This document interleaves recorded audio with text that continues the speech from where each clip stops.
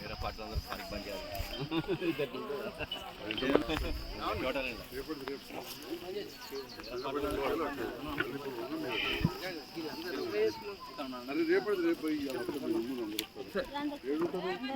ఒకసారి వీళ్ళు ఎక్కడ అమ్మాలి బయట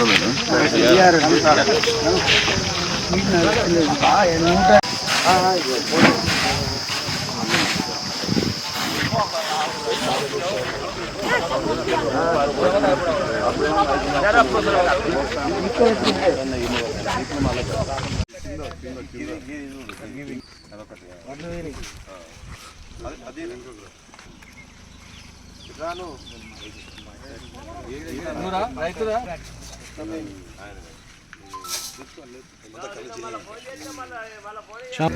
వాళ్ళ నుంచి చూడాలి.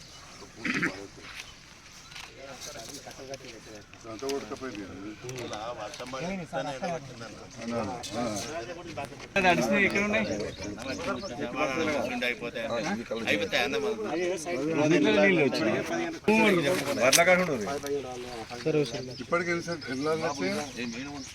ఎవరు బాబు సెంటర్ ఇన్ఛార్జ్ చెప్పలేడు.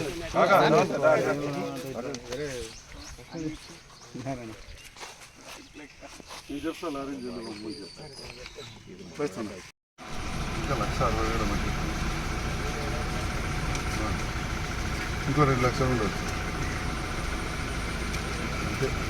మరి ఇంకెక్కడ 10 రోజులు మండలంలోని బీర్పూరు, తాళధర్మారం, కొల్వాయి ప్రాంత సెంటర్లే కావచ్చు. అదేవిధంగా బీర్పూర్లోని గుట్టకింది ప్యాక్ సెంటర్లో సందర్శించిన సందర్భంలో రైతుల విపరీతమైన ఆందోళన, అదేవిధంగా రైతు నాయకులు, పిఎస్సిఎస్ చైర్మన్ గారు కావచ్చు, డైరెక్టర్లు, మిగతా రైతు బంధు సమితి నాయకులు, మాజీ జెడ్పీసీ అందరూ కూడా చాలా ఆవేదనతో ఉన్నారు.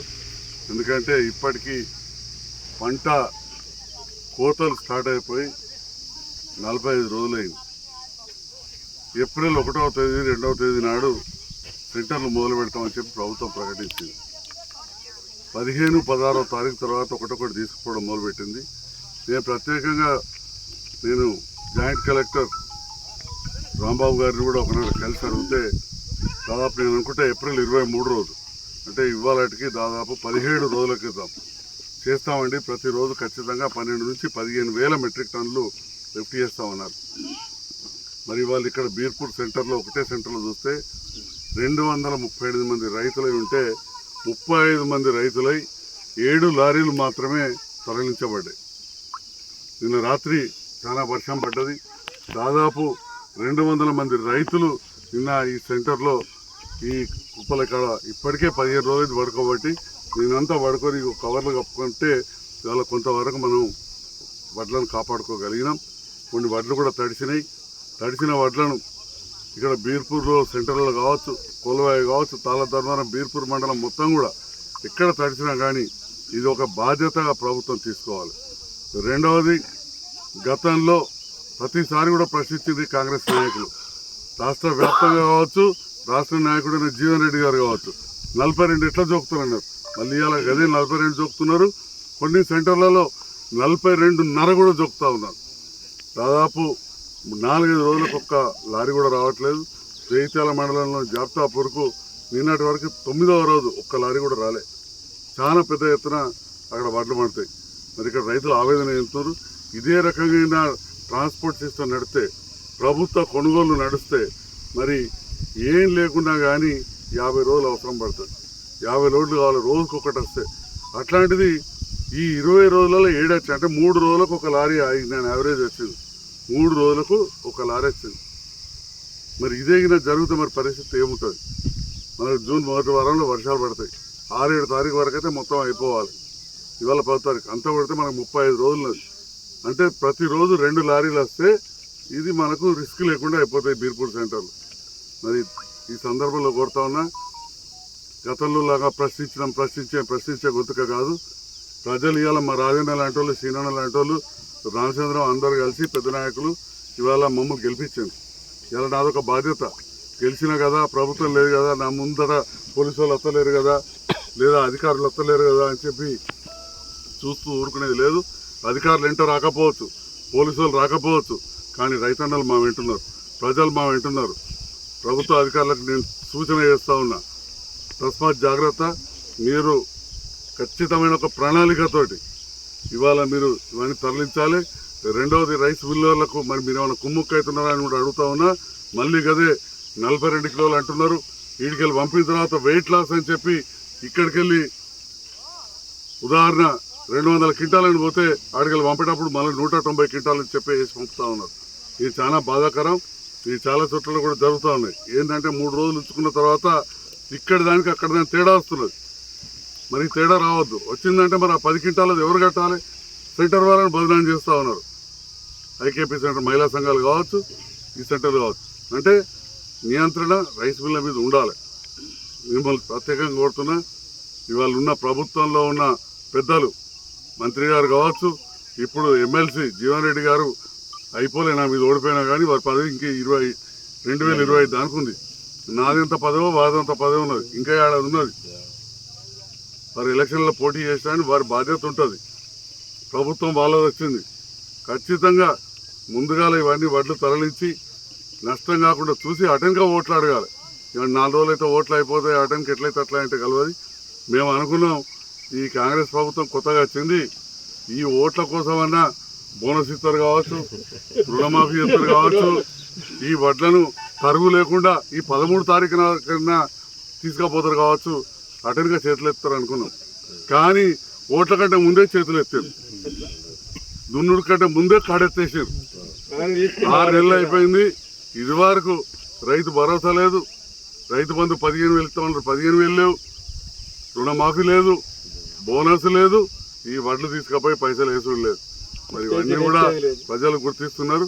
రేపు 13వ తేదీ నాడు ఖచ్చితంగా ఓట్ల రూపకంలో అటు మహిళా సోదరులు అక్కయ్యలు ఆ మహాలక్ష్మి పథకం 2500 ఇస్తారని చెప్పి ఇదివరకు పింఛన్ రాని మహిళలందరూ కూడా ఎదురు చూస్తున్నారు. ఎందుకంటే గోడకు రాసిరు. రెండవది 2000 వచ్చే పెన్షన్ మా సీన్ దగ్గరనో మా రమేష్ బీడీ కంపెనీలో పనిచేసేటోళ్ళు వాళ్ళందరికీ 4000 వస్తాయని చూస్తున్నారు. మా అవ్వలు అక్క చెల్లెళ్ళు పెద్దలు 2000 4000 అయితే చూస్తున్నారు. తులం బంగారం వస్తుందని చూస్తున్నారు. ఇవన్నీ గోడల మీద రాసుడు కాదు, స్టాంపు కాగితం రాసి గుళ్ళే పోయి కూడా దేవుని ముందర పెట్టి ప్రమాణం చేసిన జీవన్ రెడ్డి గారు. ఎమ్మెల్యేలు స్టాంపు కాగితం పెట్టారు, సంతకాలు పెట్టారు. మరి దీనికి జవాబు చెప్పాలా ఖచ్చితంగా. నిజంగా వీళ్ళకి దేవుని మీద నమ్మకం ఉంటే ఇప్పటికీ ఇప్పించేది ఉండే. డిసెంబర్ 9 నాడు ఇస్తా అన్నారు. ఇవాళ ఏం పరిస్థితి చెప్పండి. ఇవాళ మే 9, 5 నెలలు దాటిపోయింది. ఈ రిజల్ట్లు వచ్చి ఫలితాలు వచ్చేవారు జూన్ 9 అవుతుంది, 4 తర్వాత. అంటే 6 నెలలు దాటుతుంది. రుణమాఫీ 9 నెలలకు అంటున్నారు. మరి మహాలక్ష్మి పథకం 2500 ఎప్పుడు ఇస్తారు, 4000 ఎప్పుడు ఇస్తారు? ఒక ఉచిత బస్సు మహిళలకు పెట్టి అన్ని చేసినామంటే ఎట్లా? అసలు బస్సు ఎందరు ఎక్కుతారు? ఈ రైతుల కుటుంబాలు బస్సు ఎక్కుతారా? ఎందరు ఎక్కుతారు? ఎక్కితే ఏ పాటి బస్కి అవుతుంది? కానీ అదే నువ్వు 4000 ఇస్తే ఈ 6 నెలల్లో 6 నెలలు 12,000 వచ్చు కదా ఇంటికి ఒక్కొక్కరికి. దివ్యాంగులకు 2000 పెంచుతా అన్నారు. బీడీ కార్మికులు ఇంకా వేరే మహిళలు ఉంటారు, పింఛన్ రాని మహిళలు అందరికి 2500 ఇస్తా అన్నారు. కొంతమందికి రాలే, అచ్చిన పోయిన వాళ్ళు అంతా ఒకటే ఆయనతో ఓడగొట్టారు. కేసీఆర్ ఇచ్చారు. వాళ్ళు ఏం రాశారు గోడల మీద? మీ కోనాపూర్ గోడల మీద మహాలక్ష్మి పథకం కింద 2500 ప్రతి మహిళకి ఇస్తామని రాసిరా లేదా? అందరు ఆడవాళ్ళకి వస్తున్నాయి. మరి అంతకుముందు 2000 వచ్చినాయి కదా కొంతమందికి, అవి 4000 చేస్తామన్నారు. చేసిందా అని అడుగుతున్నా. గవే కేసీఆర్ 2000 తులం బంగారం ఇస్తామన్నారు, ఇచ్చిందా అని అడుగుతా ఉన్నా. రైతులకు చెప్పారు కేసీఆర్ ఏందా 5000 ఇస్తున్నాడు, నేను ఎకరాన్ని 7500 ఇస్తా అన్నాడు. 5000 ఇస్తానికి 5000 పట్టి ఆ బస్సులు కూడా కొత్త వేయలేదు. ఇక ఆ బస్సు కూడా గిట్ల పోయేది గిట్ల పోతుంది మంది ఎక్కువ. ఎందుకంటే గవ్య బస్ అది మీరు ఊకే పోతారా? మీకేం పని లేదు, మీ పని మీకే ఉండే. మరి కాబట్టి మరి అన్ని మాటలు వాళ్ళు తప్పారు. మరిగా ఇంకొక పార్టీ దేశం అంటది, ధర్మం అంటది. ఒక్క మాట నూరు పెంబెట్ల కొనప్పుడు నాయకులు ఇవాళ ఈ గంగమ్మ గుడికాడ నేను 5 లక్షల రూపాయలు మంజూరు చేసిన. గుడికాడ మన దుబ్బరాజన్నకు 70 లక్షలు తెచ్చిన పని నడుతుంది. పక్కన రచ్చకపేట సర్పంచ్ కలవాడు వెంకటేశ్వర స్వామి గుడికి 5 లక్షలు ఇచ్చినాం.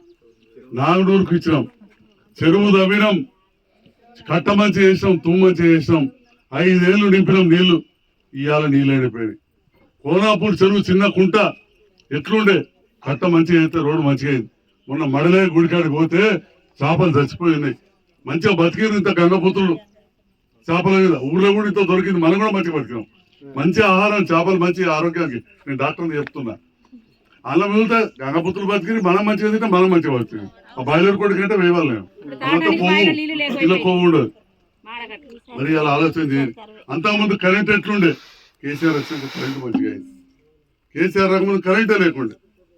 మరి ఈ రకంగా చెప్పుకుంటూ పోతే ఇంకొక విషయం మీకు చెప్తా దయచేసి. ఎందుకంటే కూలికి వచ్చేది పేదవాళ్ళే. మీ పిల్లలు ఎక్కువ మంది సర్కారు పడిపోతారు. దగ్గర దగ్గర ₹1 కోటి పెట్టి సర్కారు బడి మంచిగా చెప్తున్నాం. వాస్తవం కాదా? కోనాపూర్లో ఆ సర్కారు బల్ల మీ పిల్లలు పోతారు. సన్న బియ్యం పెడతానేమా? అంతకుముందు పెట్టిందా? ఇంగ్లీష్ మీడియం చదివిస్తున్నామా లేదా చెప్పండి. అంతకుముందు ఇంగ్లీష్ మీడియం చదివించాలి. ఎందుకంటే దుబాయ్ పోని, మస్కట్ పోని, బతుక పోని, సింగపూర్ పోని ఇంత ఇంగ్లీష్ వచ్చినోడు ఆడు కలర్ వేస్తాడు, జీతం ఎక్కువ వస్తుంది. అందుకని చెప్పి 1వ తరగతికి వెళ్ళి ఇంగ్లీష్ మీడియం చదివిస్తాడు. ఇప్పుడు నాకు కొద్దిగా గోస అవుతుంది. మా బాప పెద్ద వకీల్, మాకు కూడా అంతరాకడ 100 ఎకరాలు భూమి ఉండేది కుటుంబం. కానీ మా నాన్న నన్ను సర్కార్ బల్ల చదివించాడు. ఒకటి సంతోషం, ఎందుకంటే అంత శుభతలు ఉన్నారు జైతాల కాడ. రెండో ఏంటంటే ఇంగ్లీష్ మాట్లాడదామంటే డాక్టర్కి వస్తుంది, కానీ మొదటికి వచ్చిన చదువు వేరే ఉంటుంది ఏదైనా. మరి ఇవాళ కేసీఆర్ గారు మీ పేదింటి ప్రతి బిడ్డ ఇంగ్లీష్ చదవాలి, సన్న బియ్యం పెట్టాలి అని చెప్పి బ్రహ్మాండమైన బడి కట్టిస్తున్నానని చెప్పి సందర్భంగా ఎవరైనా చేసింది. ఇవన్నీ ఇన్ని కార్యక్రమాలు చేస్తే ఒక్కసారి గెలితే నేను ఉంటుందమ్మా 10 అంత కొడితే 5 ఏళ్ళు. నేను 3 సార్లు వచ్చిన, ఓడిపోయినా. కానీ నేను ఏడలే, ప్రజల మధ్యలో తిరిగిన. అప్పుడేం చేశారు కాంగ్రెస్ వాళ్ళు? నేను రాగానే గెలుతాడు పెద్ద డాక్టర్, ఇలా నాన్న వకీలు, సొమ్ముతలు బాగుండరు, ఇటు సర్కారు బలాలు చదివి జైతాల కాడ ఈడు ఆపరేషన్ చేసే బాగున్నాయి అని ఈ ఒక్కసారి అయితే మా సార్ కోటేది, మా జీవన్ రెడ్డి సార్ కోటేది, పోయినసారి ఓడిపోయాడు, అది ఇది అని చెప్పారు. ఇక ఇప్పుడు మళ్ళా అలా తమ్ముడు మరదలు ఏడ్చుడు మొదలు పెట్టారు. మా అన్నను గెలిపారు, మా అన్నను గెలిపారు. ఇక మేము ఏం చెప్పాలి చెప్పు. ఎన్ని పదవులు చేసాడు? 15 సార్లు ఓట్లు వేసారు పెంపెట్ల కొనాప్రపోలు. ఇప్పటికి మంత్రులు చేశాడు. మళ్ళీ ఎంపీ కావాలంటాడు. మన ఎంపీ అభ్యర్థి కూడా మంచి అభ్యర్థి, రైతు నాయకుడు. దయచేసి ఆలోచన చేయండి. ఇక బీజేపీ వాళ్ళు రాముడు అంటారు, దేశం అంటారు, ధర్మం అంటారు. మన గుళ్ళకైతే ఇవ్వలే. ఆ గుళ్ళకి ఏమైనా ఇచ్చినామంటే మళ్ళీ మనమే. కాబట్టి ఇటు మహిళలకు, ఇటు యువతకు, మహిళలకు, యువతకు, పిల్లలకు, పెద్దోళ్లకు, రైతన్నలకు, బీడీ కార్మికులకు, దవాఖానాలకు పోతే పేషెంట్లకు అన్ని కూడా చూసుకున్నది ఈ 10 ఏళ్లలో మన ప్రభుత్వం. మంచి కరెంట్ వేసింది. దయచేసి కారు గుర్తుపై ఓటేసి గెలిపించాల్సింది మీ అందరూ మనం చెప్తున్నా. ఇక మీరు నన్ను గెలిపించారు, సర్కారు పోయింది కావచ్చు, చేతికూడి సర్కారు వచ్చింది. ఎట్లా వచ్చింది? 2500 ఇస్తామని వచ్చింది. ఇవాళ ఏం చెప్తున్నారు తెలుసా? ఆ 6 గ్యారంటీలదేమో కార్డు జీవన్ రెడ్డి గారు అయితే జైత్యాల నమ్మేటట్లేరని స్టాంపు కాగితం రాసి దేవుని గుళ్ళో పెట్టాడు. దేవుని గుళ్ళే. ఇప్పుడు ఆ 2500 మహాలక్ష్మి పథకం పోయింది. ఇట్లా పట్టుకోతాను. ఇప్పుడు కొత్తగా 5 గ్యారెంటీలు అట. మీకు మనిషికి 1,00,000 ఇస్తారట. ఏడాదికి ఇస్తారా? 2500 నమ్ముతారా? ఉన్నారా లేదా? చూడు ఏం చూడు. రాత్రి మంచి తమ్ముడు చెప్తారు 1,00,000 ఇస్తారు ఏట. అంటే నెలకు 10,000 ఇస్తారు. ఈ 2500 లేదు. ముసలిళ్ళకి 4,000 చెప్తామని అలా ఎప్పుడు లేదు. తులం బంగారం లేదు. ఇక ఏటలేట 1,00,000 ఇస్తారట మీ అందరికి. నమ్ముతారా? ముడిచేయాలి. ఒక్కసారి ఇక వాళ్ళ సర్కార్ వచ్చింది. 5 ఏళ్లలో 6 ఏళ్ళు అయిపోయింది. నేను ఖచ్చితంగా ప్రభుత్వం కొట్లాడతా. ఇప్పుడు నా పని అదే. ఉన్నప్పుడు 12 మందికి ఇప్పించినాం, చాలా మందికి ఇప్పించడానికి కొట్లాడతా. 4,000 చేసేదాకా కొట్లాడతా. నన్ను ఎట్లయితే గెలిపించారో ఇట్లనే మనం ఎట్టుండదు తప్పకుండా చేస్తామని చెప్పి సందర్భంగా చెప్తాం.